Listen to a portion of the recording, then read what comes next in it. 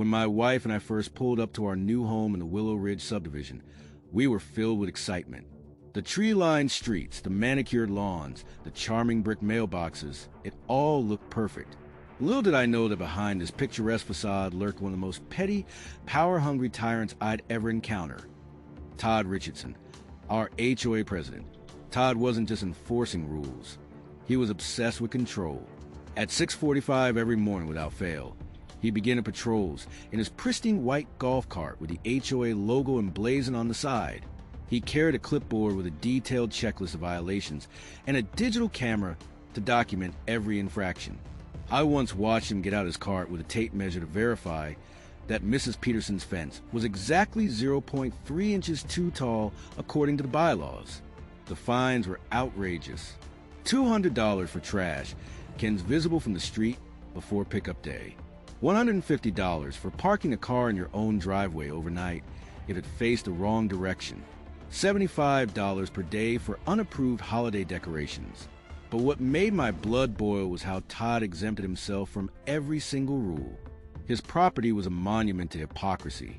While the rest of us had to submit detailed architectural plans for even minor changes, Todd had a 12-foot privacy fence, maximum allowed height, 6 feet, an unpermitted gazebo that violated setback requirements, a backyard shed that was clearly being used as a man cave/bar, permanent holiday lights that stayed up year-round. When I politely pointed out these violations at a board meeting, Todd just smirked and said, "As president, I'm granted certain discretionary privileges."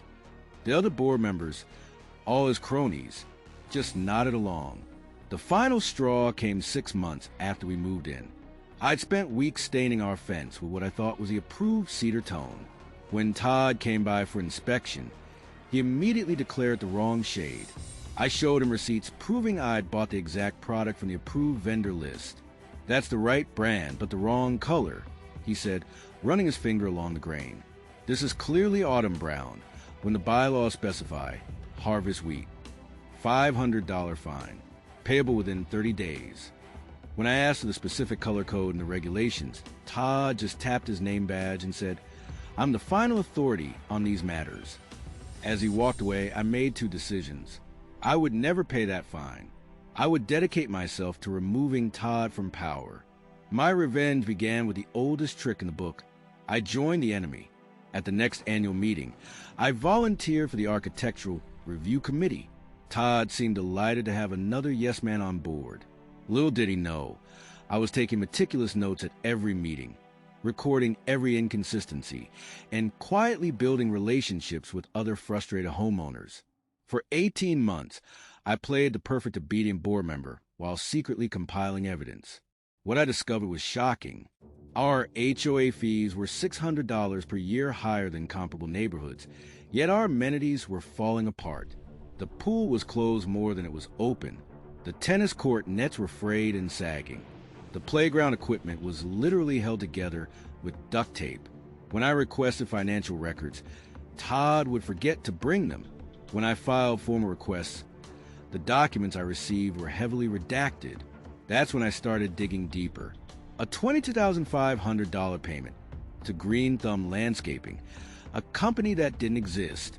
$15,000 in administrative fees with no itemization. Maintenance invoices from Premier Property Services that were 300% above market rate. After weeks of surveillance, yes, I actually sat in my car watching Todd's house. I discovered that Premier Property Services was just Todd's brother-in-law operating out of a P.O. box. They were inflating invoices and splitting the profits. Through public records requests, I found that Todd had installed a $35,000 outdoor kitchen and pool area right around the time the HOA had paid for common area improvements. The contractor's invoice matched his brother-in-law's handwriting. The coup came at the annual meeting. Normally, these were sparsely attended, but I spent 2 months quietly organizing. I printed 150 copies of my dossier, complete with financial records, photos, and timelines. When Todd called the meeting to order, over 200 homeowners showed up, a record turnout. As Todd droned on about neighborhood standards, I stood up and asked to address the room. "Before we vote on next year's budget," I said calmly, I think we should discuss where last year's money actually went. What followed was the most satisfying hour of my life. As homeowners paged through the documents, the room erupted. Todd turned bright red, then ghostly pale. When someone shouted, "We want an audit," the entire room took up the chant. By unanimous vote, we removed Todd as president, suspended the entire board, hired a forensic accountant, initiated legal proceedings. The aftermath was beautiful. The audit revealed $87,000 in missing funds. Todd and his brother-in-law were charged with fraud. To avoid jail time, Todd had to sell his house to make restitution. His wife left him. Last I heard, he's living in a rented apartment where, irony of ironies, he got fined by his new HOA for having an unapproved welcome mat. As for our neighborhood, we implemented sweeping reforms. Term limits for board members, mandatory financial transparency, an online portal for all HOA documents, reasonable, consistently enforced rules. Now, when I sit on my porch drinking coffee, I don't see Todd's smug face patrolling the streets. I see kids playing freely, neighbors chatting without fear of fines, and a community that finally works for its residents, not the other way around. The best revenge isn't just winning. It's creating something better from the ashes of corruption. And that's exactly what we did.